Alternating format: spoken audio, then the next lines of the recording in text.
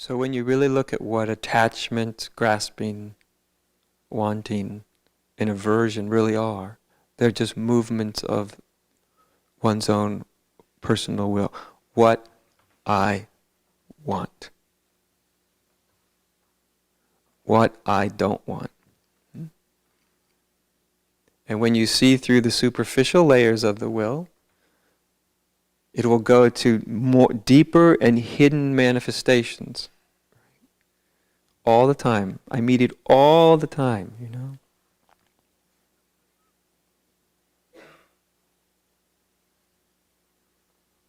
And there's one quality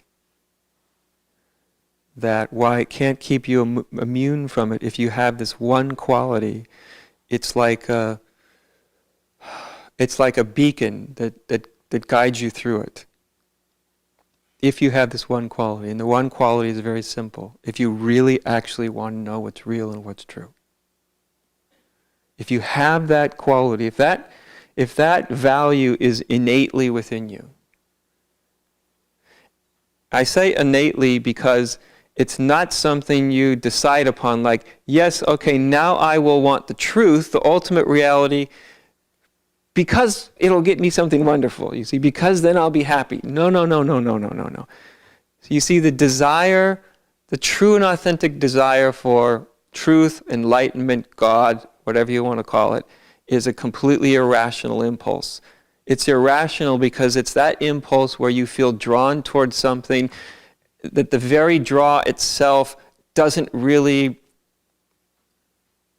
consider whether you like it or not. Do you know what I'm talking about? It's when you have the, I must know what the truth is, no matter what it ends up to be. If it's great, fine. If it's awful, fine. I must know.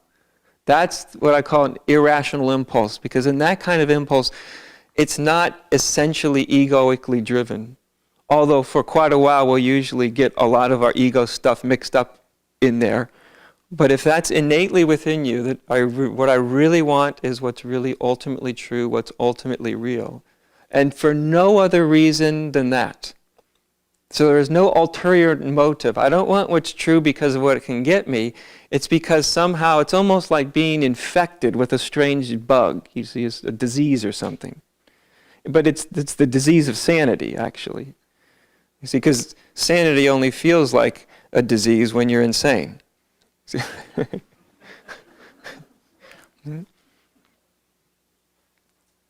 So this is the real, authentic spiritual impulse. I must know what's true, what's real, what's God, however you may think of it, for its own sake. This kind of, when you have this innately within you, then eventually it pulls you beyond the personal will, right? Most of us human beings are so identified to the personal will that the mere suggestion of being pulled beyond the personal will is somewhat disconcerting, if not outright offensive. Beyond the personal will, well, why would I want that? See? And I'd say, I can't imagine why. You can't want something that's outside of the personal will because it doesn't have anything to do with wanting. You see? It's that drive towards reality, it's a gift. It's literally a gift. You can't create it. You can't manufacture it. You can't pretend it. You can't phony it. I mean, you can pretend it, but you won't fool anybody but yourself. It's that it's innately there. Right?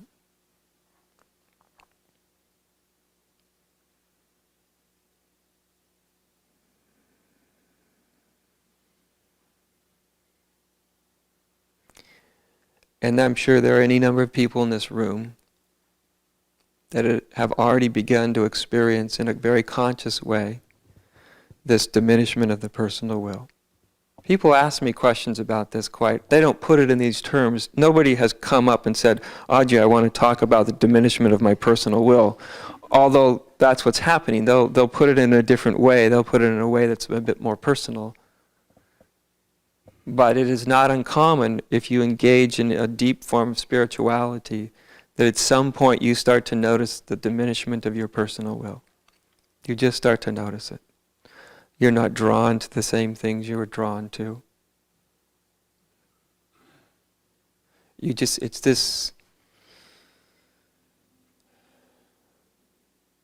your center of motivation begins to dissipate. And as I've said, it's not uncommon for people to begin to experience this in deep spiritual work. Some amount of it, some version of it. And often it's a little disconcerting or just confusing, maybe even upsetting. But when I've had many people come and talk to me and say things like, Ajay, my drive to succeed, to be somebody, to be approved by people, to fit in, to all this, it's all just disappearing, and I don't know where it's all going, you see, because it's only when it starts to disappear, only then do you start to realize how almost your whole life was actually fueled by and motivated by the personal. Right? The will to achieve, to be loved, to be fit in, to, I don't know what it is. It could be something really sort of obviously egoic, like the will to get even, to something very, very subtle. But it starts to dissipate. It starts to disappear. And the more awake you become, the quicker it starts to disappear.